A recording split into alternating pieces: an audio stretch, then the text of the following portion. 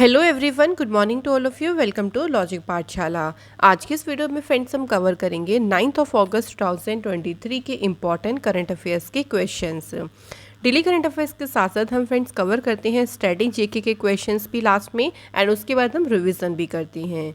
और फ्रेंड्स, इस वीडियो का जो पीडीएफ है वो आप लोगों को कहाँ मिलेगा? टेलीग्राम से। लिंक आपको डिस्क्रिप्शन में भी दिया है। टेलीग्राम पर आप लॉजिक पाठशाला 16 भी सर्च करेंगे तो भी आप हमारे ग्रुप को डायरेक्टली ज्वाइन कर सकते हैं।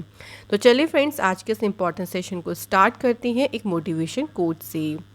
Never lost hope because it is the key to achieve all your dreams.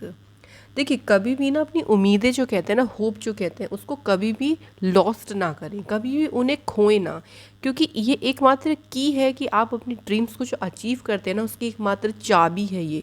जिस दिन आप होप ही ख़त्म कर देंगे, उम्मीदें ही ख़त्म कर देंगे, उस दिन मेहनत करने का जज्बा भी आपका कम हो जाएगा। तो फिर आप कैसे अपने ड्रीम्स को अचीव करेंगे?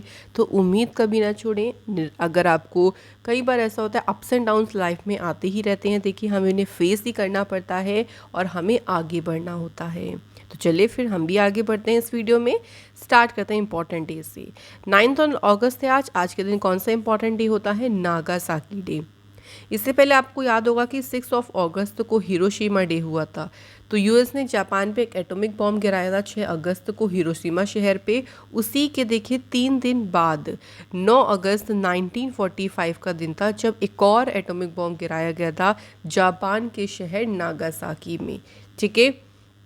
3 days after the destruction of Hiroshima, the US dropped the second atomic bomb, और इसका नाम क्या था? फेटमैन।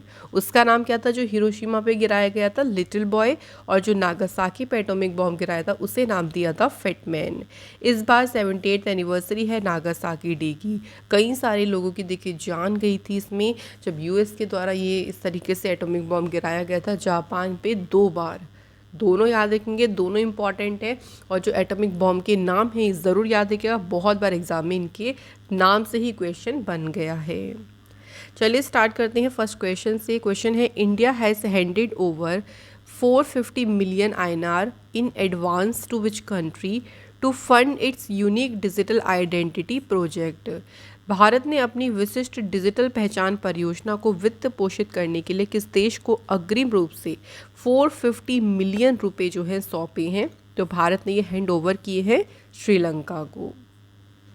ये जो प्रोजेक्ट है इसका क्या मेन उद्देश्य है? देखिए, इसका उद्देश्य है to collect biographic and biometric information, कि इससे आपके बायोग्राफिक और बायोमेट्रिक इन्फॉर्मेशन जो है उसको कलेक्ट किया जाएगा, जैसे कि जिसमें इंक्लूड होगा facial, iris and fingerprint data, जिससे कि देखिए जो आइडेंटिफिकेशन कार्ड इशू करने होते हैं, जो पहचान पत्र जारी किए जाएंगे, उसके लिए एक ये सिस्टम होगा उसको, और इसको स्टोर किया जाएगा।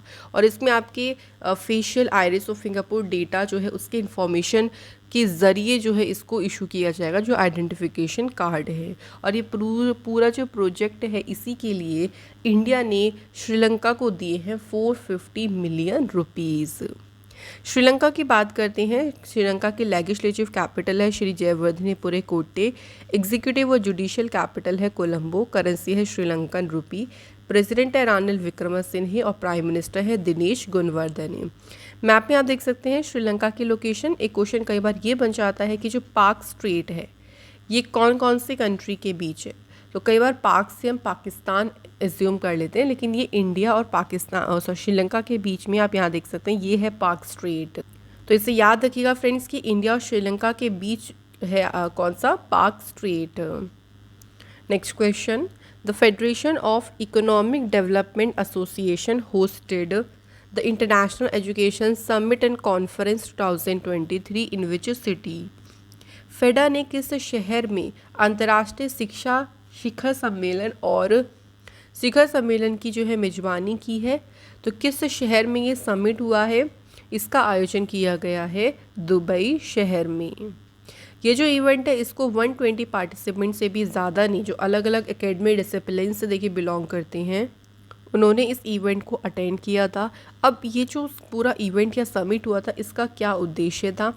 इसका उद्देश्य ये था कि प्रोवाइड करना एक प्लेटफॉर्म फॉर एम्बिशियस माइंड्स, जो महत्वाकांक्षी दिमाग है देखिए उनको एकेडमिक एक्सीलेंस उनकी शोकेश करने के लिए कि भाई क्या क्या उनके अंदर क्षमताएं हैं, उत्कृष्टता है, उसको शोकेस करने के लिए एक मंच प्रदान करना, ये इस समिट का मेन उद्देश्य रहा।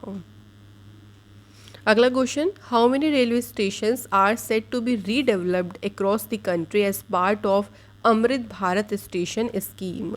देखिए, जो अमृत भारत स्टेशन योजना है, इसके तहत देश भर के कितने रेलवे स्टेशन का पुनर्विकास किया जाना तय है, मतलब उनको फिर से रीडेवलप किया जाएगा, और इसके लिए कितने स्टेशंस कहा गया है? तो राइट आंसर होगा 508 रेलवे स्टेशंस को देखिए इसके अंडर में जो है रीडेवलप किया जाएगा। ये जो 508 रेलवे स्टेशंस होंगे, देखिए उन्हें विश्व स्तरीय यात्रा केंद्रों में बदलना ही इसका मेन उद्देश्य है, और ये पूरे 27 स्टेट और यूटीज़ से हैं, मतलब सभी स्टेट और यूटीज़ से हैं ये स्टेशंस जिनको अपग्रेड किया जाएगा। अगला question, the Padma Bhushan awardee and IAS officer of Gujarat cadre 1960 batch N Vitthal passed away recently in Chennai, he was the former dash. अब देखो, थोड़े बहुत क्वेश्चन तो यही बन गए कि इनको पद्म भूषण अवार्ड मिला, ये IAS ऑफिसर थे, गुजरात कैडर से इनका निधन हुआ। क्वेश्चन ने पूछा है कि वो पूर्व क्या थे, तो वो पूर्व थे सेंट्रल विजिलेंस कमिश्नर। ये थे फ्रेंड्स एन विट्ठल, जिनका भी हाल ही में निधन हुआ है, देखिए। और ये इससे पहले ये टेलीकॉम सेक्रेटरी भी रहे, सेंट्रल विजिलेंस कमिश्नर पद पे भी इन्होंने कार्य किया। इन्होंने एक बुक भी लिखी थी जिसका क्या टाइटल था, corruption in India, the road block to national prosperity. Friends, अगर करंट की बात करें, यहाँ पे देखिए सेंट्रल विजिलेंस कमिश्नर की बात हुई थी, यानी केंद्रीय सतर्कता आयुक्त। तो करंट में कौन है? तो करंट में जो CVC पद पर हैं उनका नाम है प्रवीण कुमार श्रीवास्तव। अगला question, union finance minister Nirmala Sitharaman has laid the foundation stone for an archaeological music in which state. Nirmala Sitharaman ji ने किस राज्य में पुरातत्व संग्रहालय की आधारशिला रखी है? किस स्टेट में रखी है? सही आंसर होगा तमिलनाडु स्टेट में। तो देखिए, जो आदि चंद्र है one of the 5 archaeological sites में से एक है, जिसको डिक्लेयर किया गया है to be developed as iconic sites. तो जब यूनियन बजट 2021 की बात हुई थी, उसमें ये डिक्लेयर किया गया था। अब इसका उद्देश्य क्या है? तो इसका उद्देश्य है, देखिए, थमीरामनी जो वैली है उसमें सांस्कृतिक जो कल्चरल लैंडस्केप के हिस्से के रूप में जो भी आइडेंटिफाई किए गए हैं आर्कियोलॉजिकल साइट्स, उनके सिग्निफिकेंस को स्टेबलाइज करते हुए उन पर ध्यान केंद्रित करना, ना कि उनको एक तरीके से लिमिट कर देना, उन पे पूरा फोकस करना। जो भी साइट्स हैं, जो आर्कियोलॉजिकल साइट्स हैं जिनको आइडेंटिफाई किया गया है, उन पे पूरा फोकस करना इसका मेन पर्पस है, उद्देश्य है। तमिलनाडु की बात करते हैं फ्रेंड्स, तो कैपिटल चेन्नई है, CM है MK स्टालिन, गवर्नर है RN रवि, राज्यसभा सीटें हैं 18, लोकसभा सीटें हैं 39 और असेंबली सीटें 234। नेशनल पार्क्स में है Mudumalai national park, Mukurthi national park, Indira Gandhi national park, Guindy national park and gulf of Mannar marine national park. Important dams में है मेट्टू डैम, ये कावेरी रिवर पे है, और वैगई डैम जो है ये वैगई रिवर पर बना है। अब आते हैं तमिलनाडु से इम्पॉर्टेंट करंट अफेयर्स पे। तो देखिए, तमिलनाडु के जो चीफ मिनिस्टर हैं MK स्टालिन, उन्होंने क्लाइमेट चेंज मिशन जो है इसे लॉन्च किया था। तमिलनाडु की सरकार ने लॉन्च किया था फ्रेंड्स ऑफ लाइब्रेरी प्रोग्राम को। नेक्स्ट फ्रेंड्स, तमिलनाडु की सरकार ने जो स्टेट में थानथाई पेरियार वाइल्ड लाइफ सेंचुरी है, इसे 18th wild life sanctuary notified किया। नेक्स्ट फ्रेंड्स, तमिलनाडु सरकार ने एक नई स्कीम शुरू करी थी कि जो वुमेन्स देखिए ट्रैवल करते हैं लोन, रात में जो अकेले ट्रैवल करती हैं उनके लिए। नेक्स्ट याद रखिएगा फ्रेंड्स कि तमिलनाडु सरकार ने मीनंदम मंजपई स्कीम शुरू की थी। तमिलनाडु सरकार ने जो है इंडिया की जो पहली एम्बुलेंस थी स्ट्रीट एनिमल्स के लिए, इसको शुरू किया था। नेक्स्ट यूज़ याद रखेंगे फ्रेंड, तमिलनाडु सरकार ने 14 अप्रैल को as a equality day celebrate करने की बात कही थी कि भाई 14 अप्रैल को मनाया जाएगा इक्वालिटी डे। तमिलनाडु सरकार ने इंडिया का पहला एलिफेंट डेथ ऑडिट फ्रेमवर्क इसे इंट्रोड्यूस किया। तो ये हमारी इंपॉर्टेंट न्यूज़ है तमिलनाडु से रिलेटेड। चलिए नेक्स्ट क्वेश्चन देख लेते हैं। Which state government will set up a rhino task force to propose measures to restart the rhino conservation plan under the national rhino conservation plan. कौन सी राज्य सरकार ने देखिए अभी राइनो टास्क फोर्स जो गठन है इसका गठन करेगी। ये जो टास्क फोर्स है तो इस टास्क फोर्स का गठन करेगी बिहार गवर्नमेंट। इसका उद्देश्य यह है कि वेस्ट चंपारण डिस्ट्रिक्ट में जो वाल्मीकि टाइगर रिजर्व है उसमें राइनो कंजर्वेशन को फिर से देखिए रिस्टार्ट करने, फिर से उसको शुरू करना। तो इसी उद्देश्य के साथ में इस टास्क फोर्स का गठन किया जाएगा। एट प्रेजेंट जो है वाल्मीकि टाइगर रिजर्व जो है इसमें एक राइनो है और 14 राइनो जो हैं ये पटना जू में हैं। तो इन्हीं को कंजर्व करने का प्लान बनाया गया है बिहार सरकार के द्वारा। बिहार की बात करते हैं तो बिहार की स्थापना हुई 22 मार्च 1912। कैपिटल है पटना। सीएम है नीतीश कुमार। गवर्नर है राजेंद्र विश्वनाथ अर्लेकर। बिहार के फोक डांस है विदेशिया, जट जाटिन, झुमरी, झिझिया, कजरी, पाइका, फागुआ। लोकसभा सीटें हैं 40, राज्यसभा सीटें हैं 16 और असेंबली सीट है 243। अब आते हैं बिहार से करंट अफेयर्स। तो देखिए बिहार के चीफ मिनिस्टर नीतीश कुमार ने अभी लॉन्च किया था हर घर गंगाजल प्रोजेक्ट को। 2 दिन का मिलेट महोत्सव हुआ था, इसे बिहार के भोजपुर में ऑर्गेनाइज किया गया था। बिहार स्टेट का जो मिर्चा राइस है इसे भी हाल ही में जीआई टैग मिला। तो ये न्यूज़ ध्यान रखनी है हमें बिहार राज्य से। बढ़ते हैं नेक्स्ट क्वेश्चन पे। Which state implemented the one district one product scheme in August 2023। देखिए अभी अगस्त में किस राज्य ने एक जिला एक उत्पाद योजना लागू की? तो इस योजना को लागू किया है गुजरात सरकार ने। इसका मेन उद्देश्य क्या है? देखिए कि गुजरात में देखिए ODOP मतलब वन डिस्ट्रिक्ट वन प्रोडक्ट के तहत जो सुजानी हैंडलूम है, इसके अलावा जामनगर का जो बांधनी है और पाटन की पटोला, ये जो स्पेसिफिक प्रोडक्ट हैं उन पे फोकस किया जाएगा ताकि इसको मार्केट में प्रमोट किया जा सके। ठीक है, जो प्रोडक्ट्स हैं इनको मार्केट में प्रमोट किया जा सके, ये है इसका मेन उद्देश्य है। गुजरात से बात करें, गुजरात की कैपिटल है गांधीनगर। चीफ मिनिस्टर हैं भूपेंद्र पटेल। गवर्नर है Acharya Devvrat. Important national park में कौन कौन से हैं? देखिए Gir forest, black buck, Vansda, gulf Kutch marine national park, ये गुजरात के इंपॉर्टेंट नेशनल पार्क हैं। डैम्स में है सरदार सरोवर डैम, ये नर्मदा रिवर पे है। उकाई डैम ताप्ती रिवर पर बना है। कदाना डैम जो है ये माही रिवर पे है। अब आते हैं करंट अफेयर्स न्यूज़ पे। तो देखिए इंडिया का पहला जो मैरीटाइम आर्बिट्रेशन सेंटर है, इसे गुजरात की कैपिटल गांधीनगर में इसको लॉन्च किया गया। गुजरात की सरकार ने ही ड्रैगन फ्रूट का नाम क्या रखा था? कमलम। नेक्स्ट आज रखेंगे गुजरात सरकार ने बालिका पंचायत को सक्सेसफुली जो है अपने यहाँ पे बालिका पंचायत चलाई। नेक्स्ट गुजरात सरकार ने लॉन्च की गो ग्रीन एप्लीकेशन। इसके अलावा वतन प्रेम योजना भी यहाँ पे स्टार्ट की गई। प्राइम मिनिस्टर नरेंद्र मोदी जी ने लॉर्ड हनुमान जी की 108 फीट ऊंचा जो स्टैचू है इसे गुजरात के मोरबी में जो है अनवील किया था। प्राइम मिनिस्टर मोदी जी ने mission school of life excellence को गुजरात में लॉन्च किया था। नेक्स्ट याद रखेंगे गुजरात सरकार ने देखिए अभी अंत्योदय श्रमिक सुरक्षा योजना को जो है पायलट प्रोजेक्ट के रूप में इसे लॉन्च किया था। कंट्री का पहला सैटेलाइट नेटवर्क पोर्टल साइट ये किस स्टेट ने किया है? गुजरात ने। अमित शाह जी ने अभी रिसेंट देखिए 54 feet tall statue lord Hanuman ji का इसे गुजरात में अनवील किया। तो ये इंपॉर्टेंट न्यूज़ याद रखनी है गुजरात राज्य से। अगला क्वेश्चन है who has taken oath as the 33rd chief justice of Odisha high court. Orissa उच्च न्यायालय के 33वें मुख्य न्यायाधीश के रूप में किसने शपथ ली? Answer justice Subhashish टेलपात्रा। ये उड़ीसा उच्च न्यायालय के मुख्य न्यायाधीश बने हैं। इसे आप ऐसे एसोसिएट कर सकते हैं कि सुबह सुबह अगर देखें तो अगर हवा बहुत अच्छी चल रही होती है, सुबह सुबह की वैसे भी मौसम अच्छा होता है, तो ऐसा लगता पत्ते भी हमें उड़ते हुए दिखते हैं, बहुत प्यारे लगते हैं पत्ते उड़ते हुए। उड़ते से उड़ीसा, सुबह और पत्ते से देखिए पात्रा हो गया, सुबह से हो गया सुभाशीष। तो आपको पूरा रिलेट हो गया होगा।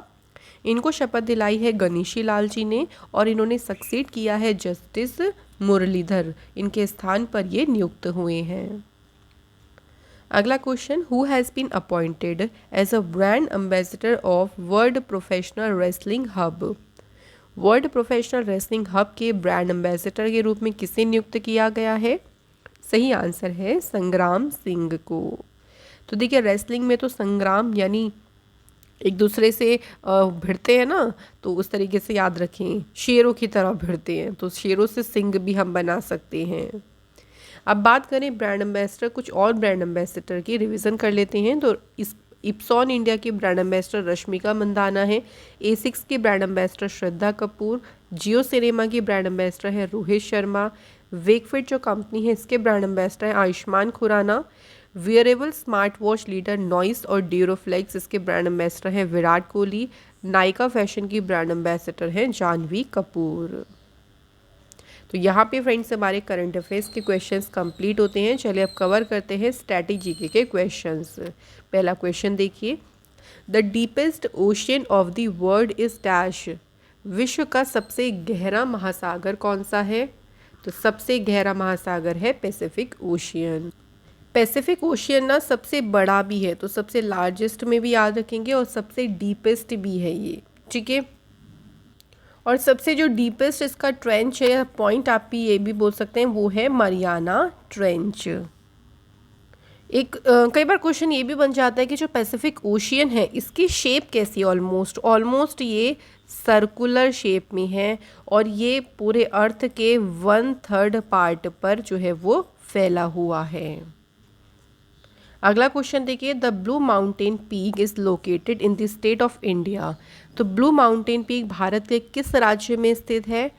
तो ये लोकेटेड है कहाँ पे? मिजोरम स्टेट में। ब्लू माउंटेन जो पीक है इसको फांगपुई के नाम से भी इसको जाना जाता है और मिजो हिल्स जो है ये उसका हाईएस्ट माउंटेन पीक है। Next question, which of the following is the longest straight in the world.